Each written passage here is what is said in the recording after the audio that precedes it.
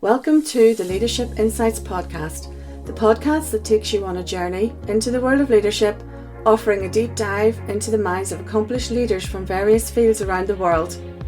I'm your host, Amanda Jane, originally from the north of Ireland and now living in beautiful Cheshire, England.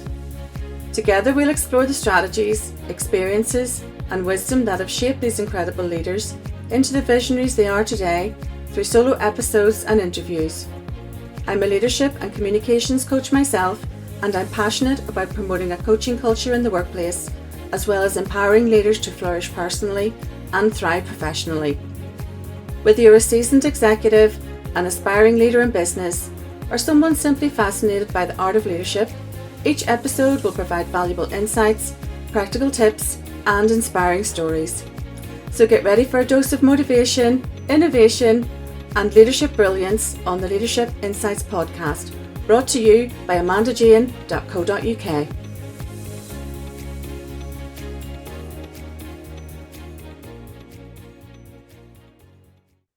Hello everyone, thank you for joining us and welcome to this episode of the Leadership Insights podcast. And this is a really special episode because tonight I have my former teacher with me, Paula Miranda. Hello Paula. Hi, Amanda. How are you? I'm wonderful, thank you. Thank you so much for joining me. You're very welcome. It's only a pleasure. Well, we'll start off with the 3 easy questions and then I'll ask you I'll be the teacher. So, what have you picked a favorite motivational song? I have, but a bit of a dilemma because I've got two favorite songs. That's okay, that's allowed. Oh, fantastic. So, they aren't your usual conventional songs that you'll hear on the radio, but I will name them and the singers as well, the artists. So the song is Champion, and it is by a band called 3 Days Grace. So it is a heavy metal band. I am very much into my rock and heavy metal. And the reason I chose that song is because it talks about how sometimes you have to pull blood from a stone to achieve what you want to achieve. But at the end, you come out the champion. And then the second song I chose is Warrior, and it's also by a heavy metal band and they are called Dead by April. So Warrior. I'm looking forward to listening to these already. Warrior is a song about always fighting for what you believe in and never giving up. So those are my two favorite songs. Well, they sound incredible, right up my street. I'm definitely going to add those to my playlist. Brilliant. And do you have a favorite motivational quote? I do indeed, and I actually have a very big, I have it in a big frame in my home, and I look at it every day. And the quote is, only look back to see how far you have come. Brilliant. So it's about looking back to where you started and looking at where you are. And tomorrow I'll look back on where I was today and where I am that day. Brilliant. I love that. And you have it in a big frame. Perfect. I do. I'm forced to look at it every day to remind myself of how far we've all come in life. Yeah, no, that's really good. I love that. And a favorite book, and many people struggle with this one because it's hard to pick one, but do you have a favorite book? And it doesn't have to be a motivational book, it can be a book about anything. So many years ago, I read a book. I wasn't in a very good place in my career, and I happened to go to the library and I saw this book and it almost called to me. It's since been revamped and rewritten. The current version of it is The Power of No. So it's about having the strength to say no to beliefs that aren't true to the real you, to things that you don't agree with, that don't resonate with you. Oftentimes, just to try and avoid complications or arguments or disagreements, you'll just agree and say yes. You'll never say yes if you really want to say no. Yeah, and that it's so profound, isn't it? Just that very simple power of saying no. I will look that up as well and add that to my ever-growing reading list. Thank you. So on to Paula, my former teacher, and thank you so much because I passed my coaching qualification. And I'm so thrilled that you're here today. I feel like, oh, she's here on my podcast. So can you tell us a little bit about what you're doing and maybe share your leadership journey? Yeah, absolutely. So I started off in the banking industry when I finished school. And then I moved into the furniture industry. So I've got a very colorful history in terms of my career. But from that furniture industry, I immigrated to Mozambique. And Mozambique is a small country, well, yeah, smallish country in the east coast of Africa towards the south. And I moved there not long after the Civil War. So the Civil War ended in, I think it was 2004. No, I lie, sorry, 1994. And I moved there in 1997. So one of the things that really inspired me to become the leader that I am today, it was learning about humility and resilience in humanity. You know, I saw a lot of unfortunate things, as you can imagine, after a war, hunger and many other things, unemployment, um, and seeing humility in people and appreciation and gratitude when given an opportunity to prove themselves or to do something to earn a bit of a living. I think that definitely supported me in how I became the leader that I believe I am today. So yeah. Wow, what an experience. Yeah. Um, After that, I owned several businesses. I had a variety of employees from different backgrounds and cultures, and these in different countries in Africa. So I lived in Swaziland, I lived in Mozambique, I lived in Zimbabwe, I lived in South Africa, and learning about different cultures and different different ethics and different values and how people perceive the world, all of that supported me in, I guess, shaping me as a human being as well, not just, in terms of being a leader. And then once I moved to the UK, I took on a management role in Scotland for several years. And after that, I made a career change and I moved from leadership to becoming an executive coach, where I find myself today.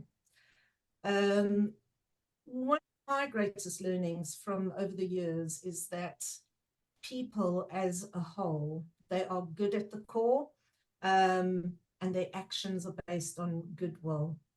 There's no, not to say everyone is that way, but I think in general, what people do, they do from the heart and they do out of goodness and not spite or and then I think if I really take my two greatest learnings throughout my journey in leadership as a human being and where I am today, it's perseverance and hope are two things that are everlasting, and we should always appreciate them when we see them. I think those are the things that kind of resonate with me as a person and as a leader. Definitely. And in the space of 3 minutes, we've traveled the globe with you. And one of the things I know from you is I know you to be a very compassionate person, and all those experiences and all that traveling that you've done, the tapestry of your life, you've seen so many things and experienced so many things and felt so much pain from, from what you've lived in and witnessed, and that compassion that you have, it's just part of you as I know you, and that's shaped your resilience that you mentioned, and perseverance and hope, because they are what underpin humanity, isn't it? And when you said about the core of people, were generally good, sometimes I think it's circumstances that make people do the bad things, not that the person is bad, it's the circumstances. And I was reading online the other week about a holiday destination that I won't mention, that's everyone goes to, and they were saying that because of the cost of living and because of the current situation in the world, that crime had risen, and someone had astutely said it's simply because they can't afford to live. And it doesn't mean that they're bad people, it means that because of their circumstances, they're forced into doing other things. And your observations of where, where you lived and what you'd seen, I just think I love the fact that you still hold on to that fact that people are really good at their core. And I hold on to that too. It's circumstances that, hopefully is what makes people do things that they wouldn't ordinarily do. So you find yourself in Scotland, and then now you went. So when you moved from that leadership role into that teaching, coaching, you brought with you this fantastic skill set that you passed on to people like me. So did you have any inspiration or role models in that time? I will tell you that growing up, one of my greatest role models, and as cliched as this might sound, is my mum. So my mum has always believed in me, always. I made some really terrible decisions in hindsight when, Who hasn't? like we all do. Uh-huh.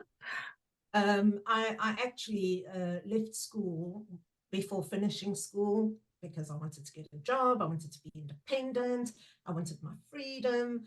And my mother, bless her heart, she helped me to create my CV, and then she walked, because we didn't have a car at the time. My dad had recently passed away, and actually we were for a while we were homeless. And my mom helped me walk the streets of Johannesburg up and down from 8 in the morning to 4 in the afternoon, handing out CVs at every single business just so I could get a job. But I wasn't even 16 at the time, and nobody was going to give me employment. So about 6 months after doing this, I said to my mom, "Do you know what, Mommy? I think you're right. I think I need to go back to school." And I went back to school and I finished school, and I finished with some really good grades, and then I moved on to university. But if I think about, my mother could have said, "Well, that's what you want to do. Off you go." She would have fought me. I would have rebelled, and I wouldn't have been, taken the trajectory that I did. So she was really such an inspiration to me throughout my life.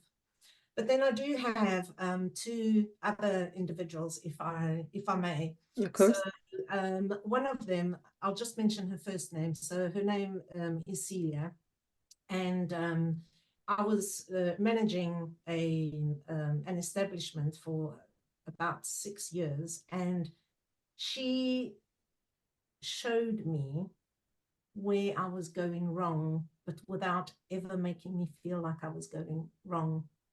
She never made me feel judged. She never made me feel undermined.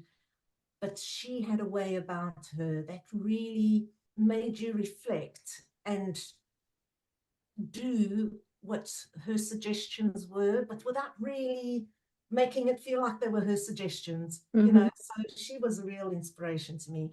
And then most recently, so I don't know if I'm allowed to talk about where I am employed. You can, yeah, you can.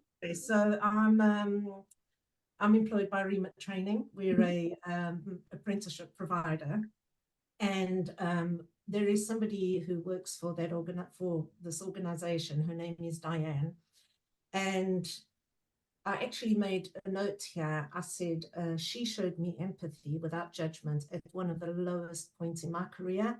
Wow. And again, without saying much, she inspired me to be the change that I wanted to see. And she has without doing anything really, just listening to me and letting me voice what I wanted to voice, and being that supportive individual there to say, the power is within you, Paula. You can make that change. And she's a real role model for me. Wow, they sound incredible. And you're not the first on this podcast to mention their mum. And it's a real theme, and it just brings tears to my eyes when people talk about their mum. And I just think, wow, isn't that not what every mother wants to hear? And one day I'd like to be that mum. I'll have to download this podcast and translate it into Portuguese so my mum can hear it. Yeah, oh, definitely. And for your mum to do that, and the circumstances that you described at the time, and to just support you 100%, and it's just such an incredible story. And I was trying to think, what would I have done if that was my child? What would I have done? And it's just, your mother knows you better than anyone else on the planet. Yes. And sometimes I say to my children, I know you better than you know yourself. And even though I know what they're going to do further down the line, it might be a few things they have to go through before they get there. But what an incredible woman your mum sounds like. She is a legend. She absolutely is, until today. And the second lady you described, she just sounds like the perfect mentor, the perfect person that you would want to work with, to lead someone that gently through, without no judgment, just gently guiding you along your way. That, as a manager and leader myself, I would aspire to be that type of person. And then the third person at Remit, that she sounds just perfect. You're really lucky to have had those influences in your life. And it is brilliant that people can reflect over that influence. And maybe we don't get enough opportunity to talk about those influences, and that's one of the reasons I like doing this podcast, because people do dig a little deeper and think, oh, actually, yeah, that person helped me and that person did that. But it's those qualities, those few qualities that keep popping up, and I love that. I love the theme of that as well. Thank you for sharing that. They sound really incredible women. So have you experienced any challenges as a female leader particularly, and how did you navigate them? So if I had to think about one of my greatest challenges in terms of becoming a leader, first and foremost, I won't give away my age, but back in the day, there wasn't a lot of female representation in management roles and so on. And that was a challenge within itself. And then I was relatively young when I started my leadership journey. So, being a young female in a very male-dominated world back in the day was really, really challenging. And there was an opportunity at one in a organization that I worked for. There was an opportunity to apply for a promotion, and I applied. But unfortunately, I had just fallen pregnant at the time. Again, I was still relatively young and female in a very male-dominated world, and I didn't get the promotion. And when I asked for feedback, the manager looked at my tummy and said, "Well, did you really expect to get that promotion?" I was really hoping you weren't going to say that. Oh no. That's something that would never happen today, but back in the day, these things did happen. But and just for anyone that's listening, Paula is not as old as she's making out, by the way. That to me was an opportunity, actually. I left the company when I started my mat leave.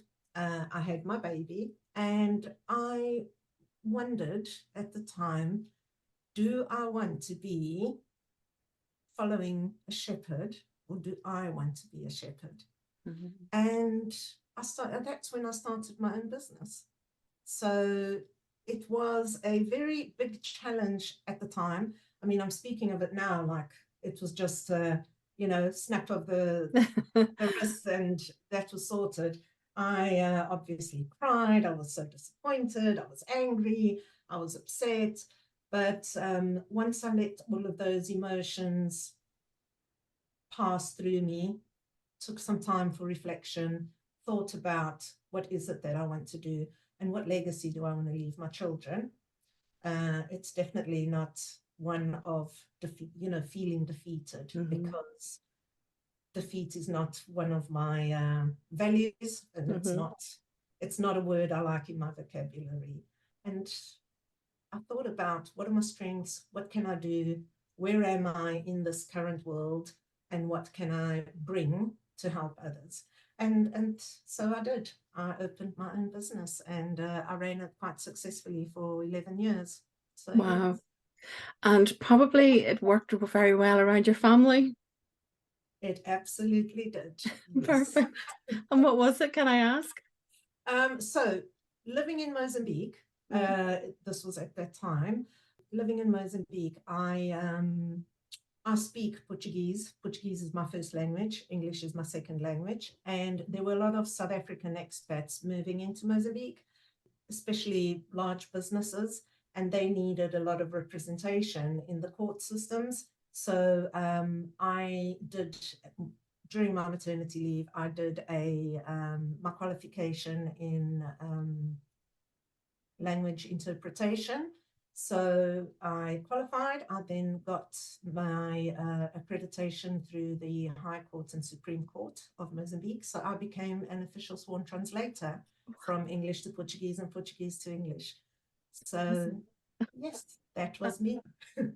Well, that is a perfect example of something not quite going your way and then something fantastic happening out of it. But you're quite right. You have to go through a process of grief almost, isn't it? Yes. That it is like, and processing this horrible situation. And you know what? They didn't deserve you. But to have created something that absolutely fitted around your family, your lifestyle, and to do it so brilliantly for 11 years, that's incredible. That is a major achievement. You know, you should be beginning to write your memoirs, Paula. So with all that, I mean that is incredible. I'm just trying to process all of that. It's huge, but I'm not surprised, and I don't want you to feel offended by that. I'm not surprised because I know you quite well. You don't strike me as someone that would let obstacles like that get in your way anyway. You know, you're human, you have feelings like we all do, but you would just be that determined and that focused to carry on with whatever goal you had. And at that time, I imagine your goal was to keep a roof over your head and provide for your family. Yep. And you know, you definitely would never have that word defeat in your vocabulary. So yeah, You a know, so formidable force. now you can see how the song Warrior and Champion Yeah, resonates so well with yeah, me. absolutely. Wow, that's amazing. So how do you balance all of this with work-life balance or harmony, as people say now? Some people don't like the word balance because they don't balance. I'm trying to use harmony because sometimes I don't balance everything. Wow, I'm glad you asked me that question, because I will ask a question back. Not that you need to answer it, but a question to reflect on. So if someone asks me that, I ask back, what is your definition of harmony? And what is your definition of work life? So something that I always try and teach my learners is what makes your heart sing, and you need to find that thing that makes your heart sing. And on a Sunday, when I am chilling at home and my heart is singing because I have a group session tomorrow and I want my learners to really enjoy that session, I'm going to go onto my computer, make sure the plan is organized, because that makes my heart sing. Mm-hmm. So Yeah. when we think about work-life balance, what is work? Is work, is doing something considered work in your mind? Or is it considered, actually, this is what makes me happy in this minute? So first define what is work? What does work mean to you? What does harmony mean to you?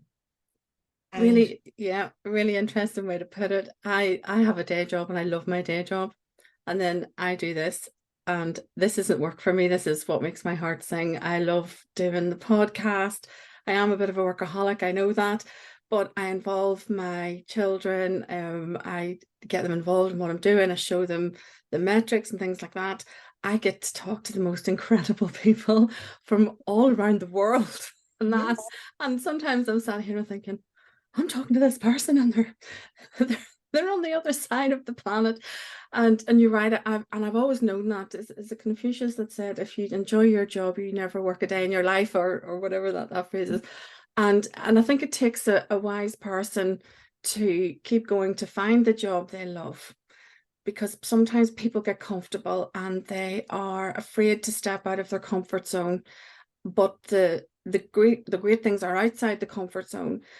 But if you're defined by your work and you're having to block out the work for the joy, and the work is that bad that you're building in joy time, then there's no harmony there. Absolutely. Yeah. And yeah, and you're absolutely right. And there are a lot of people for a million reasons, a million different circumstances that are in that. But yeah, if you're planning your working week with joy and a light heart, then that is harmony, isn't it? And it's difficult when your children are little and that's a different lifestyle. But yeah, when you when you get past that and they're growing up a little bit, you've got more time to reflect and think, yeah, I actually like my job. I actually like what I'm doing. I like what I'm achieving. And yeah, and that brings for me, it brings a better peace of mind.